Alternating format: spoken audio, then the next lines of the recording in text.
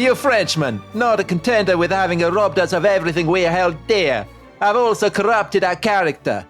The present condition of my country and my powerlessness to change it are additional reasons for me to leave a land where I am obliged by duty to praise men whom I ought by virtue to hate.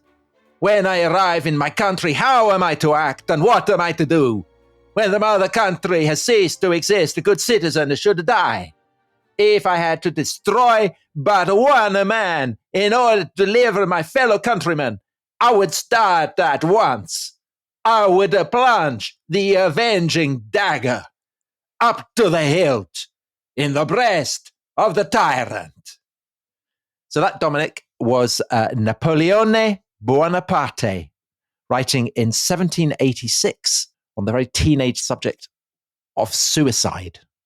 And Napoleon Bonaparte is, of course, better known as Napoleon Bonaparte.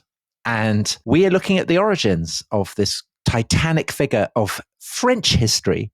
But the extraordinary thing is that, of course, he wasn't really French at all, was he? As that brilliant impression has conveyed to the listener. Hello, everybody. If you're still listening, Tom, I think that's one of the most extraordinary impressions you've ever done. Thank you. I think we'll just gloss over the accent completely because it's just, we could be talking for hours. But it's conveying an important point, isn't it? It is. Well, he starts, you Frenchmen, you've robbed us of everything we held dear. You've corrupted our character. And he talks about my country.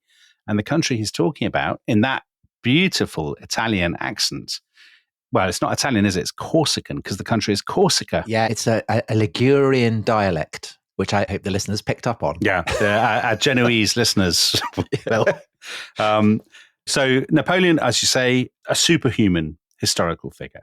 I suppose eclipsed in the public mind now by the dictators of the 20th century, but for so long, he was the paradigmatic great man of history, wasn't he, Napoleon? For Carlyle. The most titanic figure in 19th century history. Definitely. Even though he's basically off the scene by 1815. And sort of overshadows all those paintings, all those novels, Stendhal's Le Rouge et le Noir, Tolstoy, War and Peace.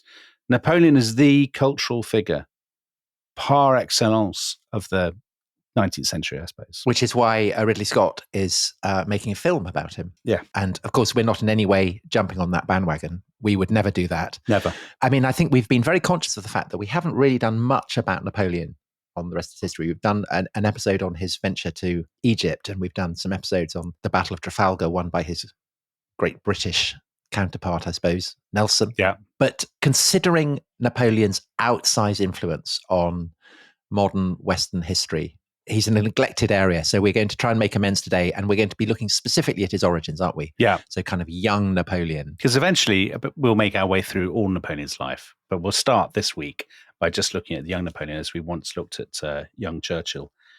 And I guess actually, Tom, that reading that you started with, which no doubt so many listeners really enjoyed. I'm sure they did. The important thing about that is the Corsicanness. The Corsicanness, I have to confess, like everybody, I kind of knew he was Corsican, but never really thought about how significant it was. Now, it had never occurred to me until doing the reading for these podcasts how colossally important it is that he is not French. Well, there you see, Dominic, I have the advantage of you. I've been to Corsica and I've visited his family house in Ajaccio. Right, yeah. And I've seen for myself the proud and rugged independence of the Corsican people as manifested in the bullet holes that riddle any sign in French on that fair island. Would it be fair to say, Tom, Corsica, land of contrasts?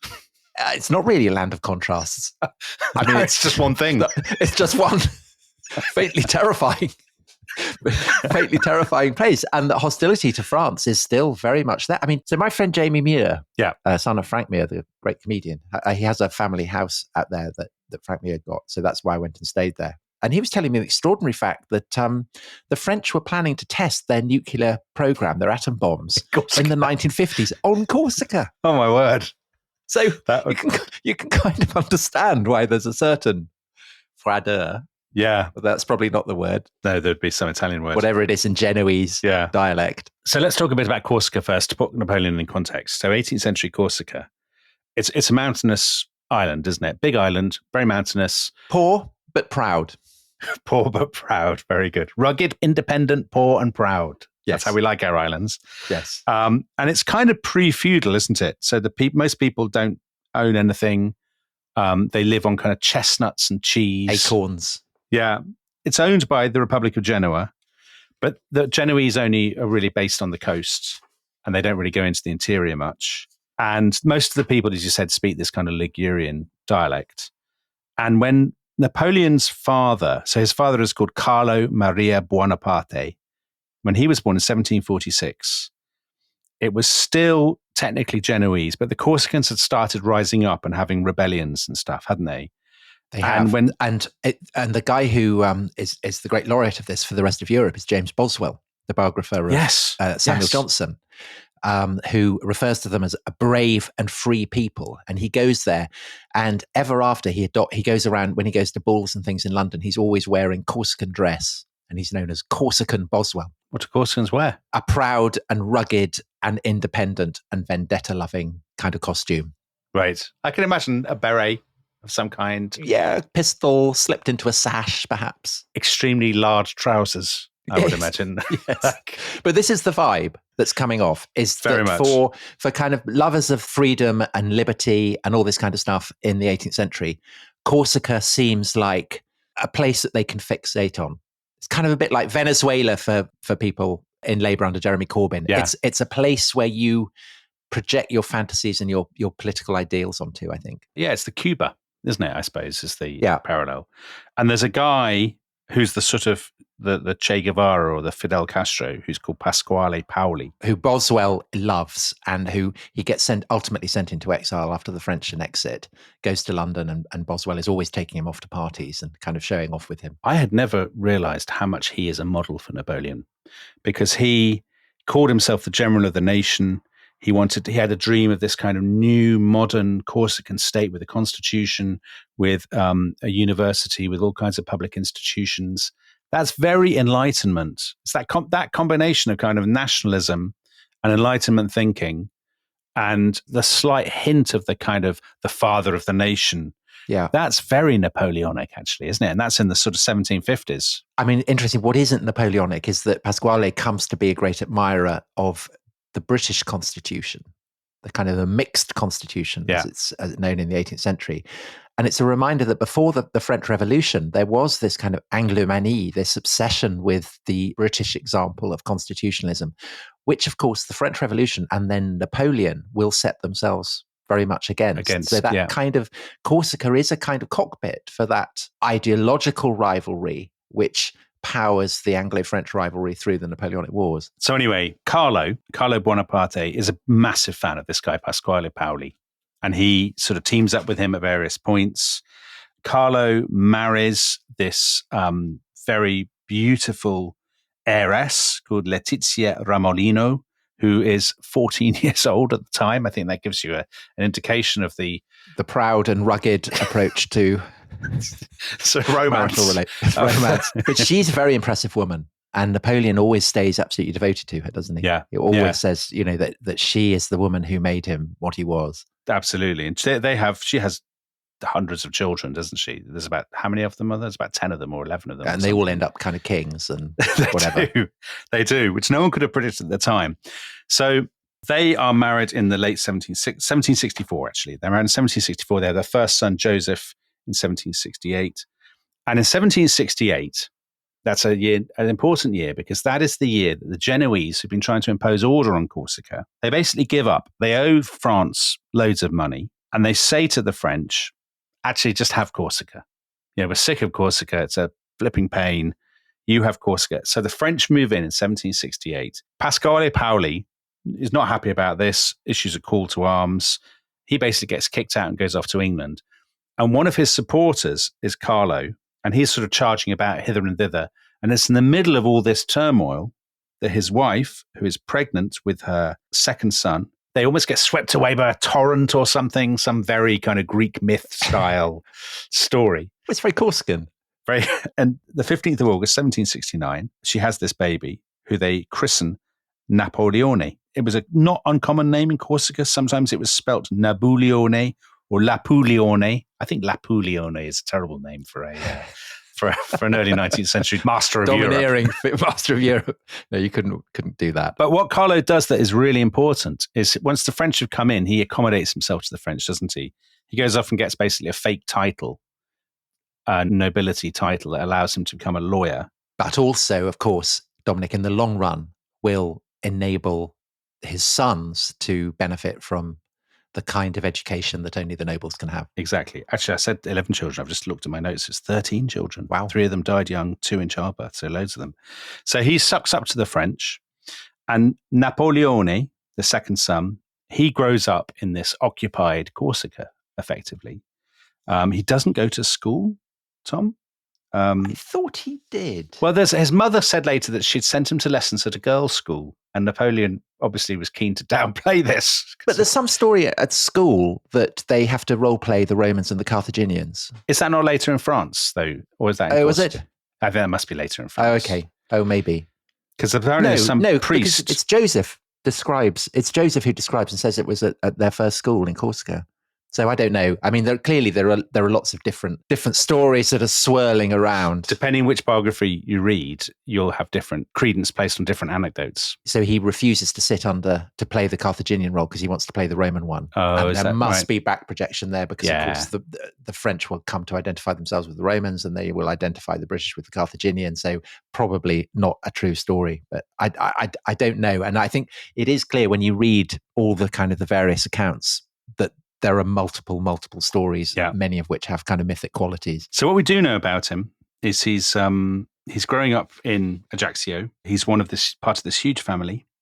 It's extremely poor. They're not a particularly poor family. They have aspirations. They're an aspirational kind of upwardly mobile family, but it is generally a violent kind of scratchy kind of upbringing, isn't it? Adam Zamoyski in his book says he would have seen French mobile columns burning the countryside, slaughtering the flocks of rebels. He would have seen the corpses of rebels hung on the public highway as a warning to those who defied the imposition of French rule. And he himself seems to, I mean, the one thing that all the accounts of Napoleon as a little boy say is that he's extremely aggressive and quarrelsome, and also that he liked reading, Tom. I think that's the one thing that's kind of attractive about him. Yes, he's a massive autodidact, isn't he? Definitely he is, yeah. And very obsessed by ancient history. He loves reading about the Romans and the Greeks. Greeks. Always reading about that. So in a way, very much like me. Is that like you, Tom? You grew up in the Badlands of Wiltshire and Yes. Another poor, backward, rural community. Yeah, poor but proud. Yeah. So Napoleon, we said he was born in 1769. In 1778, when he is 9 years old, his father Carlo decides that he really wants him to go to a military academy.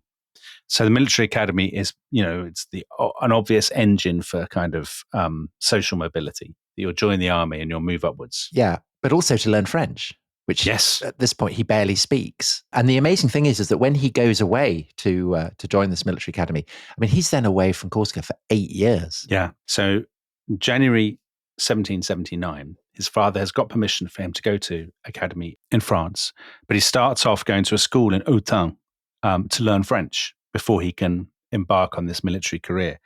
And despite the fact that he's, presumably having this fairly intensive course, he never, ever learns to speak French particularly well. I read from Adam Zamoyski, his grammar and use of words remain poor.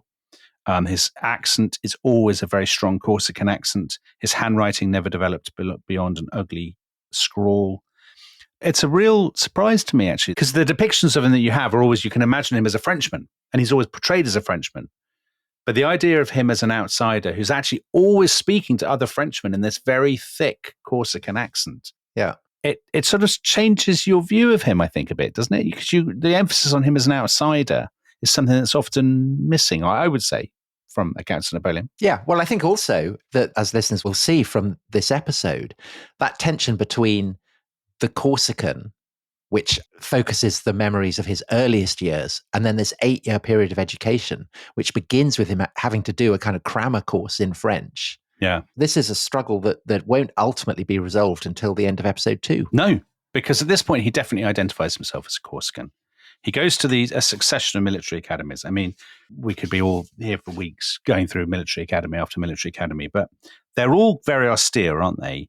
They're all run on almost slightly monastic lines where you kind of get up Well, at literally, because the teachers are friars and monks. Yeah. And when we call them military academies, that's actually slightly misleading because you sort of think they're just studying guns and stuff. But actually, they're not. They're spending all their studying time. ancient history. Yeah. But also maths, because he turns out to be brilliant at maths, doesn't he? He is, which never endears people to me, actually, if I'm honest.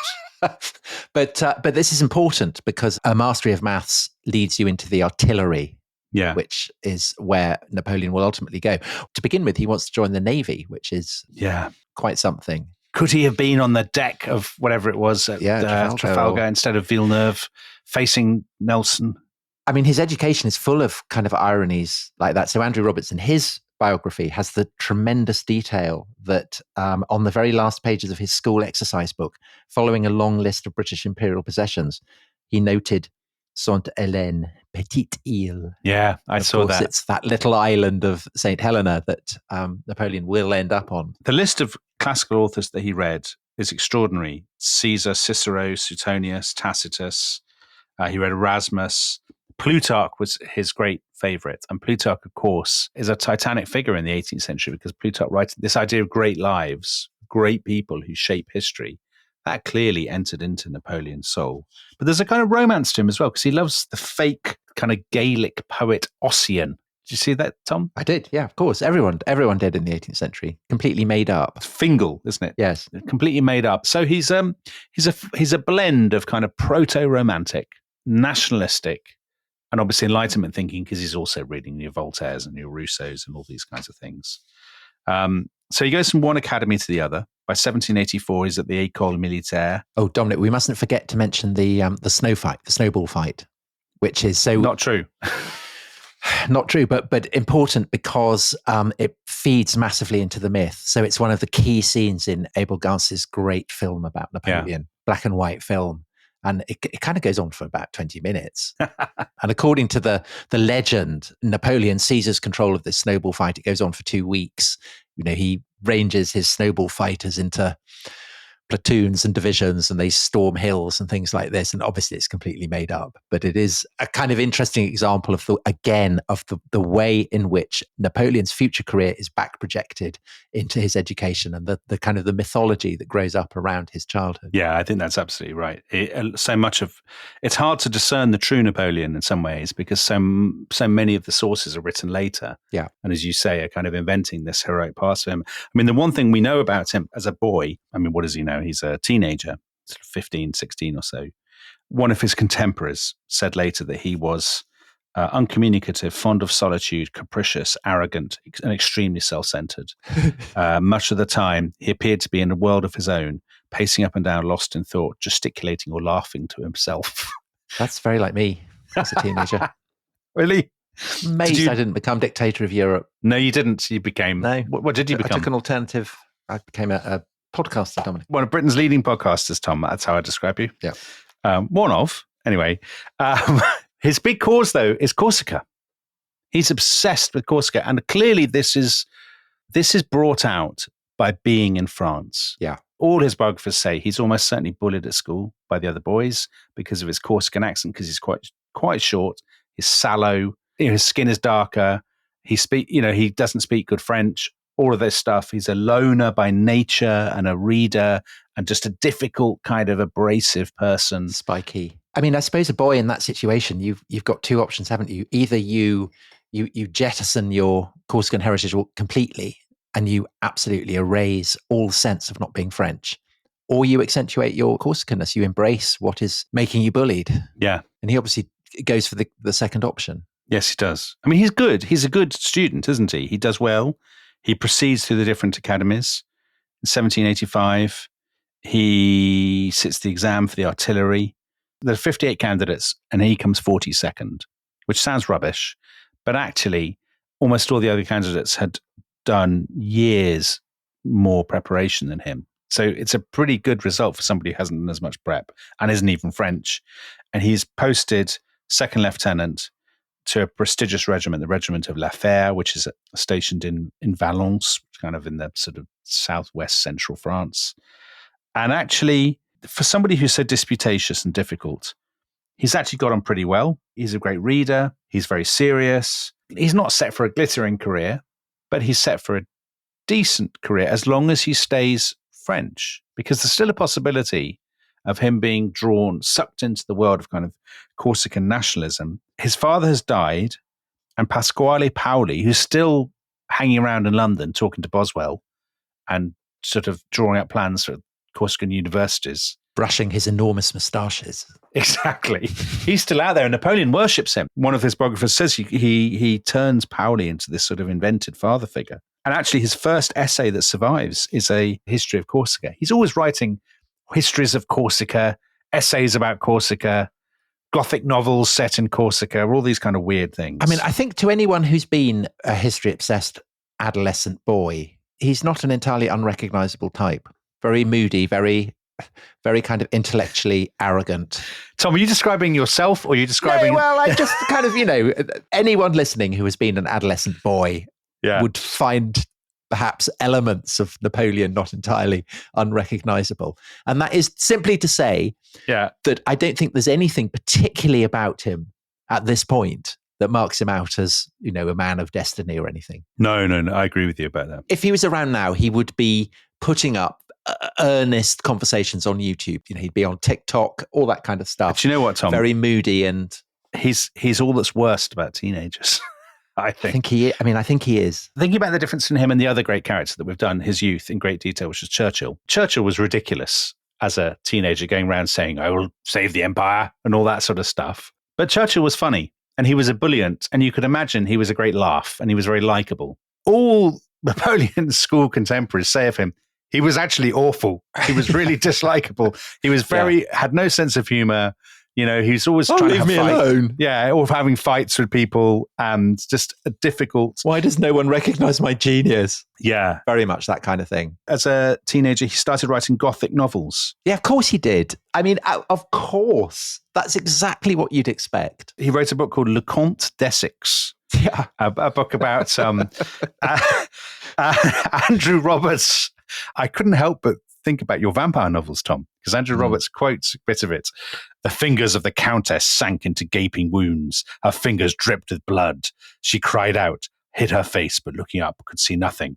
Terrified, trembling, aghast, cut to the very quick by these terrible forebodings, the Countess got into a carriage and arrived at the Tower." Let he who has never written a Gothic melodrama in his youth cast the first stone, Dominic. However, I do think we're being a little bit unfair, though, because, as I say, he's also tremendously good at maths. That's worse. No, it isn't, because it gets him his posting in the artillery regiment, and this is actually quite a big deal. So, we shouldn't ignore the fact that he does have the prospect of a pretty glittering career ahead of him. I mean, it's not kind of astounding, but relative to, what he could have ended up doing, it's pretty impressive. Agreed. So we should put that on the record. So he's there. We get to the late 1780s. France has run into terrible financial trouble, as we've discussed when we did the podcast about the 7 Years' War, and indeed about the American Revolution. France has exhausted its finances, both through mismanagement and massive structural problems, but through a succession of wars, this great competition with Britain for mastery of the oceans, for mastery of the Americas, and so on and so forth. And Napoleon, he's sitting around in his regiment in Valence, and his great dream is to write a history of Corsica. And that's what he's doing, while the French political body politic is being kind of roiled by all these ructions. Louis XVI recalls the Estates General. France's it's a stupid comparison, but France's equivalent of Parliament, to try and sort out its financial woes. Napoleon is delighted at that, because he thinks a liberalization of the French constitution will give more autonomy to Corsica. But also, I think he has decided that he's a Republican already, hasn't he? Yes, yeah, he is, because he's been reading Rousseau, yeah, and he's been reading lots of Enlightenment stuff. Your comparison with him and modern teenagers on YouTube or TikTok, he has imbibed, as people do now, as people do at any point in history, he has imbibed all the fashionable ideas of the day. Yeah, and he's sort of pumped up with all this stuff. He's always writing these things about liberty and stuff. But interestingly, he's still, at this point, 1789, he sees the French as the villains. So he writes to Pasquale Paoli, who's in London, and he says, this is 1789, And he says, I'm very keen to write a history of Corsica. And in his letter, he says, I was born as our fatherland was perishing. My eyes opened to the odious sight of 30,000 Frenchmen who had been vomited onto our shores, drowning the throne of liberty in rivers of blood. Very kind of teenage prose, but so interesting that at this late stage, he still sees the French as the oppressors and Corsica as his kind of motherland, and Corsica as his future. He does, but at the same time, when the Bastille is stormed in July 1789, I mean, he's still engaged in French politics, isn't he? Because he's the only artillery graduate of his year who actually supports what's going on. And when lots of his contemporaries in the artillery start fleeing, he doesn't actually flee. I mean, he does go back to Corsica, but he's not going into exile. So I think there is a sense in which he can feel the excitement of this incipient revolution and isn't completely abandoning it, but is seeing it as a way. I mean, I suppose, the idea of liberty and fraternity is something that he can apply to Corsica. And so the question, I suppose, for Napoleon is, can you square this circle? Can you be simultaneously a Frenchman who supports the revolution and a nationalist in Corsica? And this is the huge issue that will determine the course of his life in the long run. And we should return to that issue, Tom, after the break. We shall.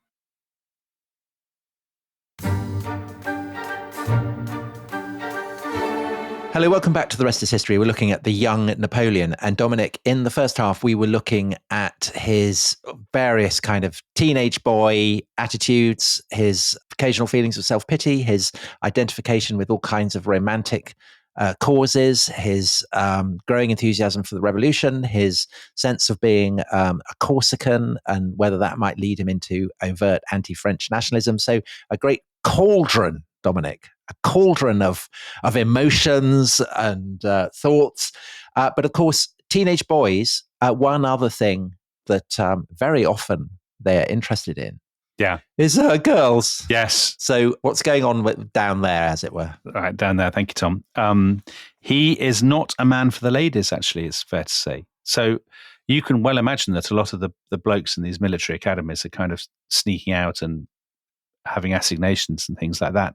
Napoleon, everybody says about him, when they do go to sort of salons and things like that, he cuts a very unattractive figure. Well, he's kind of scrawny and scruffy, isn't he? He's very scruffy. His sort of hair is like lank and kind of hanging down. Yeah. He's olive skinned where they are paler. He has a thick accent. And his first encounter, which I know you greatly enjoyed reading about, is a very strange and unprepossessing one, isn't it? 1787, I think. Yeah. So he's in Paris. He goes to see a play and he comes out and he describes himself in kind of classic tones. My soul, agitated by the vigorous sentiments natural to it, made me bear the cold with indifference. But when my imagination cooled, I began to feel the rigors of the season and made for the arcades. And arcades is where prostitutes are hanging out. And he meets with a young girl, and he's obviously wants to do what a chap wants to do with a prostitute, I guess. But also he feels inhibited about it, partly, I guess, because of nerves, but also because he has this whole Rousseau attitude, La Nouvelle Héloïse, of high-minded. It's all about emotion and, the mingling of souls and all this stuff. So there's a lot of kind of Rousseau-ish type conversation with this poor girl who clearly, doesn't want all this kind of conversation. It's all kind of weird. And he writes it up in a kind of slightly odd way. He does. He writes like an essay about it, and he admits that basically he's talking to her for ages, just whittering on about, abstract nouns. And she's basically said, come on, let's crack on. She does. She says to him, listen, we could warm ourselves and you can satisfy your fancy. And he goes back, and in this whole description that he writes, he doesn't describe at all what happens after they go back. So there's a kind of, his biographers say there was always a kind of priggishness, puritanism to him. I think it's the kind of 18th century cult of the sentiment, isn't it? I suppose so. Yeah, James Boswell never had these kinds of problems. No, Tom. He didn't. But I mean, I imagine there is a kind of awkwardness, a gaucheness that he dresses up in these fine-sounding Enlightenment tones. But again, he's not the kind of commanding, titanic figure Oh, no, not of at all. destiny who you might think at this point. He's No, still not at very all. kind of shy, very awkward, insecure, I guess you'd say. Yeah, which, I mean, we can be lenient, Tom, given that he is an outsider. Yeah. He's a teenager. You don't have to judge him too harshly for all those kinds of things. Anyway, back to the revolution. I mean, he doesn't know it's going to be the French Revolution, I guess. We're only at the storming the Bastille. Lots of his fellow officers, as you say, They scram. they're horrified. Yeah, they're mutiny and stuff, even at this early stage. It's so interesting that his first instinct is to go back to Corsica. And he returns to Ajaccio at the end of September 1789. And he finds, and this will be a theme throughout this episode, the rest of this episode, he finds Corsica basically in total and utter chaos. Because French rule has never been entirely accepted by all the Corsicans, has it? Yeah. And some of the Corsicans are sending, there's a man called, with the unfortunate name of Botafogo. Yes, I wondered whether you would be mentioning him. So Matteo Botafogo, he's the representative of the nobility, and he is sent off to France to say, can we have a bit more self-rule? Other people want greater integration into France. But meanwhile, I mean, that's just the sort of the surface political stuff. And underneath it, there's all these different clans and factions kind of fighting for control of the island. His brother Joseph, who is on Corsica, has helped to set up a patriotic committee, of which he's the secretary. Napoleon himself goes around handing out tricolor cockades. You see, which is fascinating, isn't it? Because that is, of course, revolutionary. Yeah. He's not at this point an overt nationalist, and yet clearly he's doing it for nationalist reasons. Yeah. And I think it would be a mistake to kind of impose too much a sense that he has clear thoughts on this. Yeah, I think that's right. I suspect that it's his kind of emotions that are leading him. A bit like with, when he's meeting with the prostitute and he's disguising kind of confusion beneath the show of fine language. I imagine he's doing the same with this, really. Absolutely right. That impulse is controlling him at this point. The other thing about France is that I think he defines France at different times in different ways. So sometimes he sees France as the colonial power that is oppressing Corsica. But other times he obviously thinks of France as almost like a universal idea. Well, this is the great thing, isn't it, of the revolution, is that the ideals of the revolution are framed as being universal. Yeah. And therefore applicable not just to metropolitan France, but to Corsica as well. So it's interesting that as he's giving out these tricolor cockades, the colors, the red, white, and blue of France, he is also still writing his Corsican history book, Tom, which he claims that the Corsicans are the heirs of the Romans. And he also writes this mad thing. He writes, you see this short story he wrote? He writes a short story about an old man in Corsica who, it's revealed, his mother, the old man's mother, was raped and murdered by French soldiers.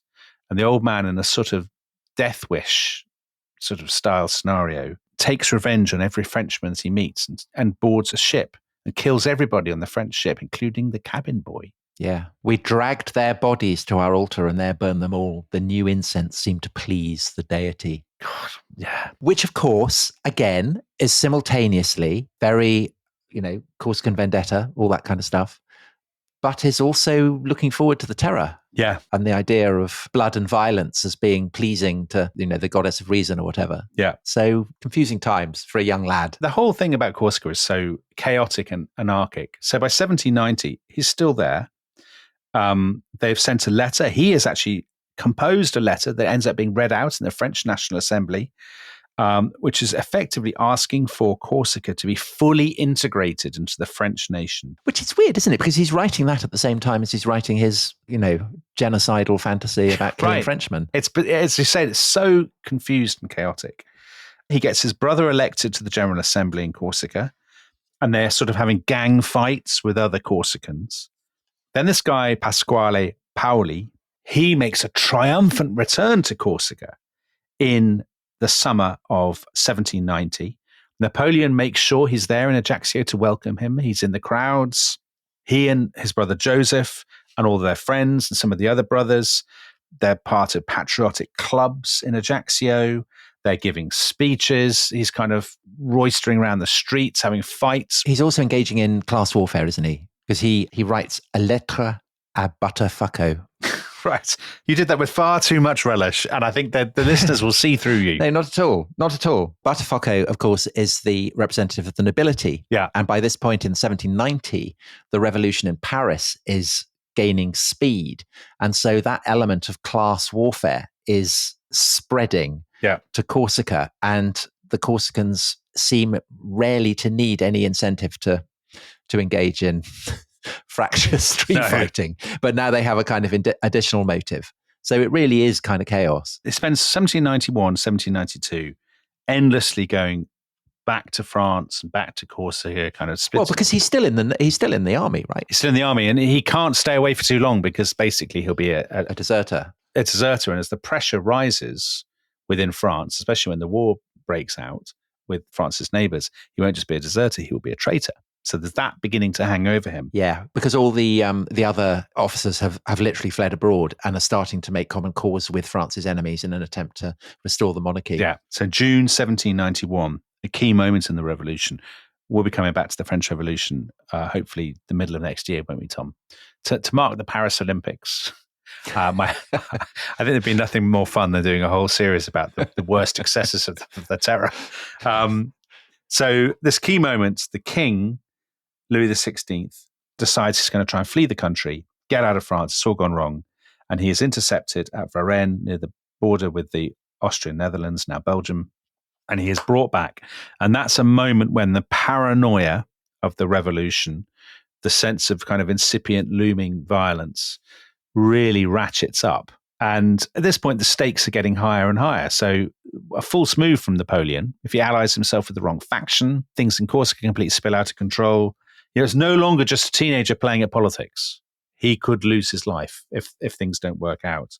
And actually, after multiple trips, he's back in Ajaccio in April 1792, and there are lots of murders going on. There is fighting. He ends up in a sort of massive brawl in the streets.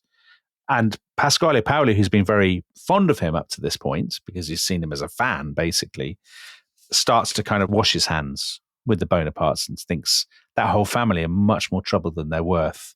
This is what happens, he says, when inexperienced little boys are placed in command of the National Guards.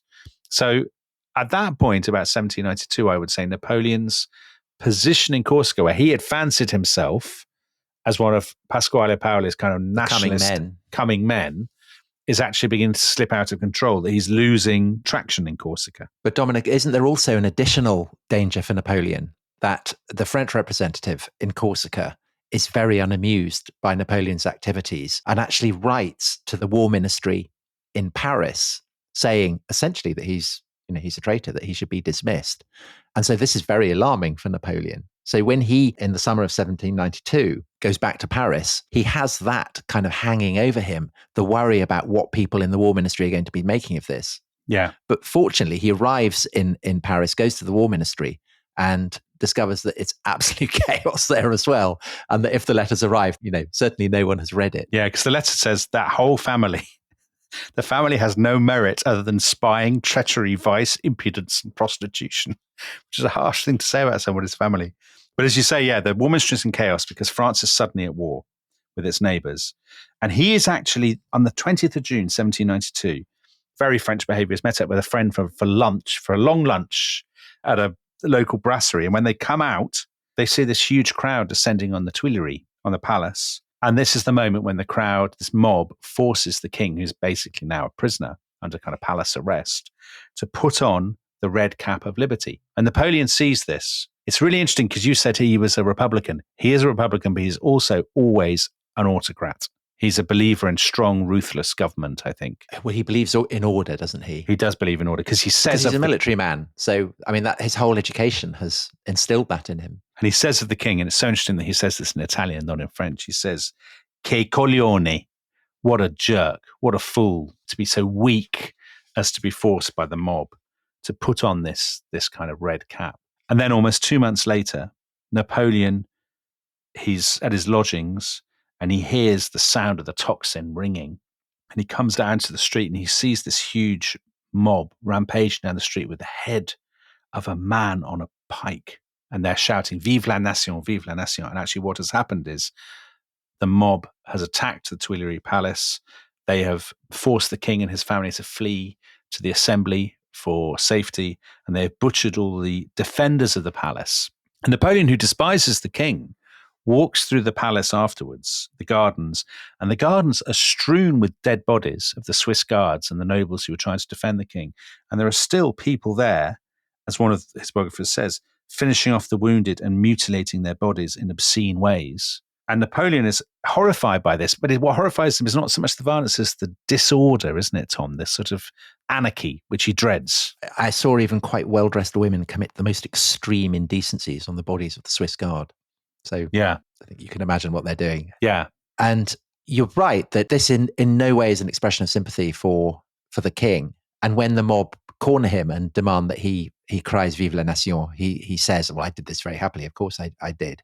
But I think it's, as you say, it's contempt for the mob, the canaille. He despises it because you have to have order and discipline.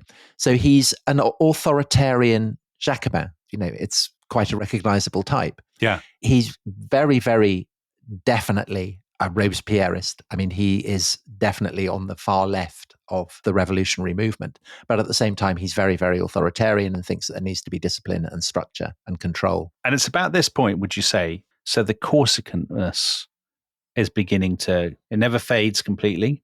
He's still always Corsican, but he's no longer trumpeting it as he did before because he's perhaps found a new cause. Do you think that's... I think he has, yeah. I think he has in the revolution at this point. Yeah. Presumably at the back of his mind, and this will become very evident in the part 2 when we look at what happens over the next few years, he must be aware of the fact that the clearing away of so many aristocrats from the army has opened up a lot of space for a young man on the make like himself. Yeah. And that if only he can prove his value to the French Republic, there is great scope for very, very rapid promotion of a kind that there simply wouldn't have been 10 years before. Well, that seems like the perfect point on which to bring this episode to a close, Tom. So we have this young man, what is he, 24, 25, not even that, who is driven, ambitious, very prickly, spiky. Pretty humorless. Very humorless. I mean, there's no trace of humor whatsoever. Spends his time writing these gothic vampire novels or whatever it is. He's writing his history of Corsica. Tom, the parallels are absolutely extraordinary, aren't they? Well, man of destiny. If circumstances had been different, who knows where I might be. Exactly. On an island in the Atlantic. I will say this. Sometimes I do tease you on this podcast, but you have a very lively sense of humor. I think it is fair to say. You're too kind, Dominic. As was evidenced by that excellent reading at the beginning of the episode, which I think a lot of people will want to immediately go back and listen to again because they enjoyed it so much. Well, so we will have another reading in our next episode. You're spoiling us. Which will be coming out on Thursday. But if you want to hear the next reading, which will be done in a different accent, so making a kind of intriguing biographical point, you could, if you wanted to join the Rest is History Club, you could hear it straight away. But if not, we will see you on Thursday for the next installment of our special on Young Napoleon. So we will see you then. Bye-bye. Au revoir.